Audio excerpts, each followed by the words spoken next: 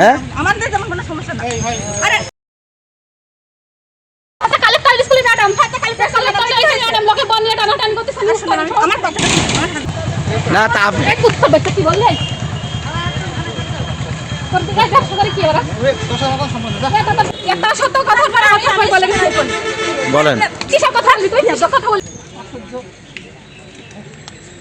কথা বলার বলতেছে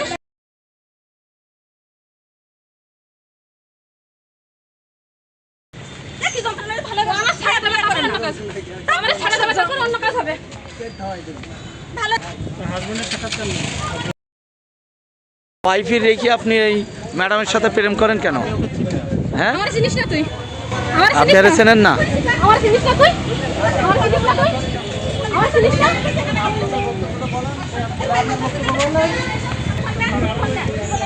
কাগজ ছাড়বো কাগজ ছাড়বো মানে লোকের মনে ঘুরে আসছিস কেন ভাই আমি কোনো তেমন সমস্যা না আমি তো মনে করি আমাদের তেমন কোনো সমস্যা না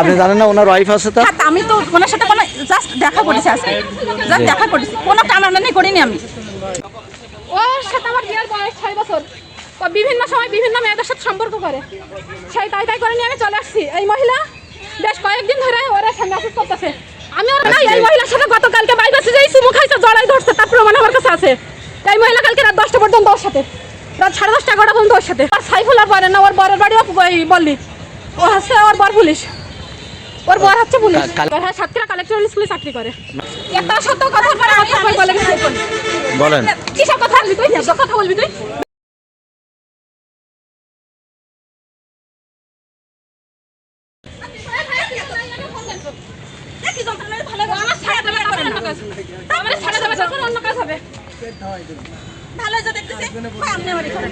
কি সমস্যা? ওয়াইফের রেখে আপনি এই ম্যাডামের সাথে প্রেম করেন কেন? হ্যাঁ আমার জিনিস না তুই আমার জিনিস না তুই আমার জিনিস না তুই আমার জিনিস না জাতা দেবেন না যতক্ষণ থানা থেকে পুলিশ আসবে জাতা দিবেন না কেউ জাতা দিবেন না থানা থেকে কি আছে আমি থানায় যাচ্ছি বলে হ্যাঁ থানায় চল যাচ্ছি বলে কাটি তুই এখান থেকে রাখতে পারবি না সহ্য তুই এখান থেকে রাখতে পারবি না তুই এখান থেকে রাখতে পারবি না বলিস না তুই থানায় যাচ্ছি বলি না এ ভাগ্য একদম থানায় ফোন দেন কেউ মারবে না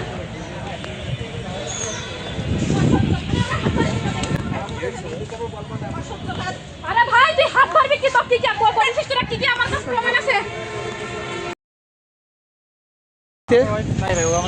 হ্যাঁ ও হচ্ছে ওই বলি ইউনিয়ন যে যুব সেক্রেটারি মানে কি বলে না ওই যুব বিভাগে কিসে আছে ও কি আমাদের ও সব কটা ফেলে যাচ্ছে বললে আমতলাই মুন্সিপাড়ায় হচ্ছে মুন্সিদার ছেলে ইউনুস মুন্সি ইউনিয়নের যুব সেক্রেটারি ওর সাথে আমার করে বিয়ে হয়েছে ওদের 6 বছর এই 5 বছর 11 মাস সময় বিভিন্ন মেয়েদের সাথে সম্পর্ক করে বড় দূর কি আজ পর্যন্ত 10-11টা করে বেড়াইছো হ্যাঁ এই রোজ টেইলার্সে এক স্টাফের বয়স সাথে তার বাসায় পুরাতন সাতক্ষীরা তার বয়স সাথে ঈদের আগে সম্পর্ক করছে সে সব কিছু আমার কাছে আছে এই যে ওই মহিলার হোয়াটসঅ্যাপ নাম্বার এইটা ও মহিলার হাজব্যান্ড এই যে আচ্ছা তুমি আমার হাজব্যান্ডার মানে খোঁজে এখানে আসছি কারণ ও কয়েকদিন ধরে ঘুরতেছে আমার কাছে নিউজ গেছে আমার আজকে একজন বললো যে ওরা রাজ্জাক পার্কে দেখি আমি ওই সাইড দিয়ে না ঢুকছি ওই গেট দিয়ে আর এই মহিলারে আমি কালেক্টর স্কুলের সামনে থেকে দেখছি যখন বের হয়েছে তখনই বুঝছি যে এরা দেখা করবে কারণ এরা গতকালকে স্কুল ছুটির পর দেখা করছে আচ্ছা দেখা করে বিকাল 5টা 5:30 পর্যন্ত ছিল যেহেতু আমার কাছে প্রমাণ নেই তো আমি দেখাতে পারতেছি না আর ওদের মেসেজটা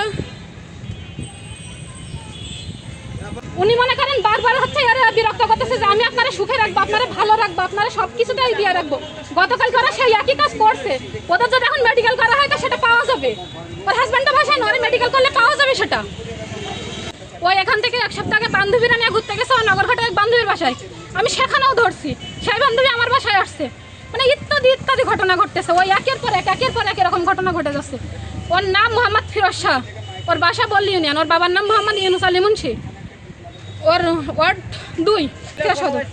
ও মহিলার 2টা বাচ্চা, আর একটা ছেলে একটা মেয়ে। এই যে ওই মহিলার বাচ্চা, এই 2টা,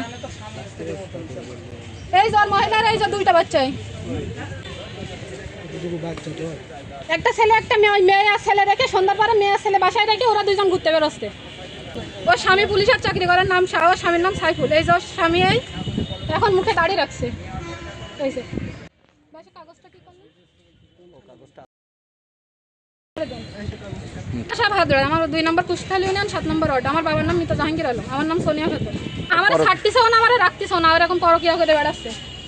আচ্ছা, এর বিচার অবশ্যই চাই আমি ডেইলি সাতটাতে আছি।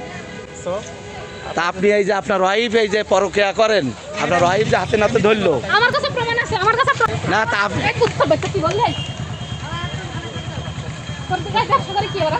তোর ব্যবসা করা কি আছে?